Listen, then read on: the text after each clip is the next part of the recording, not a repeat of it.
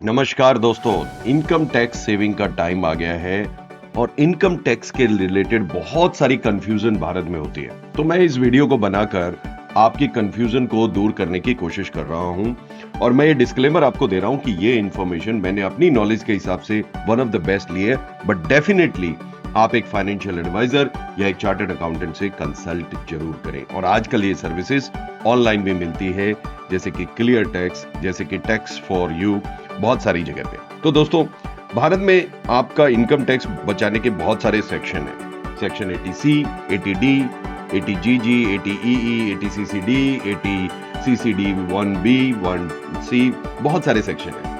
मैं आपको कुछ ऐसे सेक्शंस इस वीडियो में बताने वाला हूं जो आप तुरंत टैक्स बचा सकते हो। आप सैलरीड हो तो आपके लिए ऑप्शन होती है कि आप न्यू टैक्स रिजीम ले सकते हैं या old tax regime. Actually businessman भी उसको ले सकते हैं।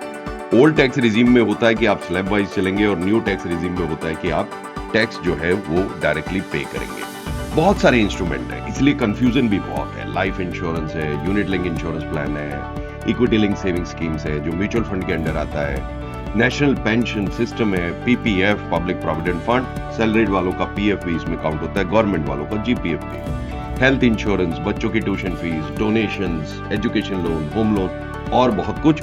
और एक एंड में मैंने स्पेशल सेक्शन दिया है, अगर आप उसका फायदा नहीं उठा रहे तो जरूर उठाइएगा। बात करते हैं कि हम जो होम लोन लेते हैं उसके ऊपर टैक्स कैसे बचता है, क्योंकि बहुत सारे लोग होम लोन लेके बैठे होते हैं। तो दोस्तों, यहां पर आप देख सकते हैं प्रिंसिपल जो आपका पे करेंगे आप स्टार्टिंग में, आपको पता होगा होम लोन में आप प्रिंसिपल कम इंटरेस्ट ज्यादा पे करते हैं। तो प्रिंसिपल पार्ट जो है वो 80C में आ जाएगा, जहां पर बाकी सारे इंस्ट्रूमेंट्स हैं, और 1.5 लाख के लिमिट पे आ जाएगा। अगर आपकी प्रॉपर्टी आपके नाम पे नहीं है तो आप ये नहीं ले पाएंगे। आपकी प्रॉपर्टी अगर ज्वाइंट अकाउंट पे है तो उतना ही ले पाएंगे जितना ज्वाइंट अकाउंट की लिमिट है। सेक्शन 24 आपको इंटरेस्ट जो आप पे कर रहे हैं उसके ऊपर एक टैक्स रिबेट देगा, यानी वो इनकम से माइनस हो जाएगा, टैक्स रिबेट डिडक्शन हो जाएगी। वो 2 लाख तक की लिमिट का है, पर ये कंडीशंस को ध्यान से रखिएगा।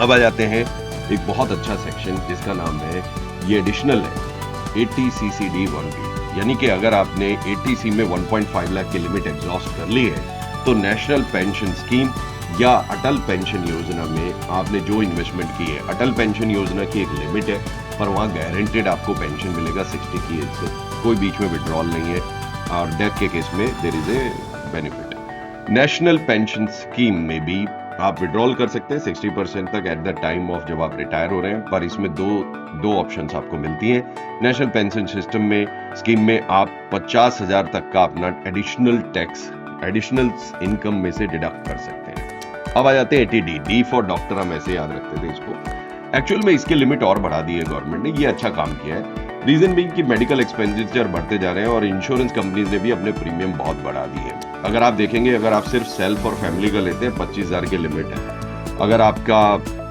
पेरेंट्स का भी लेते हैं तो 50,000 की लिमिट है, अगर पेरेंट्स 60 से ऊपर है तो 75,000 की लिमिट है, और अगर आपके पेरेंट्स के साथ साथ आप भी ओल्ड एज में है तो आप 1 लाख तक की लिमिट में इसमें जा सकते हैं। जैसे कि मैंने अपनी फैमिली का लिया हुआ है वो प्रीमियम अराउंड 30,000 है, और मेरे मदर का जो मैंने लिया हुआ है वो प्रीमियम अराउंड 20,000 है, तो मेरा जो है 50,000 का हो गया। अब आ जाते हैं सबका फेवरेट सेक्शन 80C। इसमें क्या है क्या नहीं है, बहुत कंफ्यूजन होती है दोस्तों। Public provident fund, life insurance की कोई भी पॉलिसी, ELSS, ट्यूशन फीस बच्चों की दो बच्चों तक, 5 साल की FD, national saving certificate, NABARD के बॉन्ड्स या गवर्नमेंट के और बहुत सारी स्कीम्स के बॉन्ड, होम लोन का principal amount, Sukanya Samriddhi, pension plan जो आपको इंश्योरेंस कंपनी देती है, सारे आपके 80C के अंदर आते हैं, यानी 1.5 लाख। अब अगर आपकी इनकम मान लीजिए 15 लाख है, 80C में आपने 1.5 लाख रुपीज बचाया है, तो आपकी इनकम से वो डिडक्ट हो जाएगा। टैक्सेबल इनकम से 1.5 लाख डिडक्ट हो गया, यानी कि आपकी इनकम जो है वो 15 लाख से अब हो गई 13.5 लाख, तो टैक्स जो है वो 13.5 लाख पे लगेगा। पहले टैक्स रिबेट मिलता था, अब इनकम में डिडक्शन मिलता है। दोस्तों, एक जो सेक्शन मैंने आपको प्रॉमिस किया था इस वीडियो में, ये एक यूनिक सेक्शन है, शायद आपने इसका बेनिफिट नहीं उठाया या मिस कर दिया है। जब आप इलेक्ट्रिक व्हीकल लेते हैं और अगर लोन पे लेते हैं तो एक एडिशनल 1.5 लाख की लिमिट का आपको मिलता है टैक्स बेनिफिट। गवर्नमेंट ये प्रमोट कर रही है। और इसी तरह से जब आप सोलर प्लांट लगाते हैं और उसको भी अगर आप लोन पे लेते हैं तो वहां पर सब्सिडी के साथ साथ आपको उसमें भी रिबेट मिलता है। Please do check out these sections. And do not put across कि मैं अपना टैक्स नहीं बचाऊंगा। प्लीज अपना टैक्स बचाइए। और मैं पर्सनली आपको ये बताता हूं कि एक अच्छे फाइनेंशियल एडवाइजर और अच्छे चार्टर्ड अकाउंटेंट से मिलिए ताकि आप अच्छा टैक्स बचा पाए। और जानकारी के लिए आप हमारी कम्युनिटी ज्वाइन कर सकते हैं। अगर आप फाइनेंशियल एडवाइजर्स हैं, you can join our webinars, our learning community. नीचे इस वीडियो के लिंक मिल जाएगा आपको, आप हमारी कम्युनिटी ज्वाइन कीजिए। ऐसे बहुत सारे वीडियोस, बहुत सारी लर्निंग आपको मिलेगी free of cost. And I will see you in the next video. I am sure आपको ये वीडियो अच्छा लगा होगा। प्लीज कमेंट कीजिएगा और इसके ऊपर सीरीज में बनाता रहूंगा आपके कमेंट के बेसिस पे, आपके डिमांड के बेसिस पे। Thank you so much. All the very best.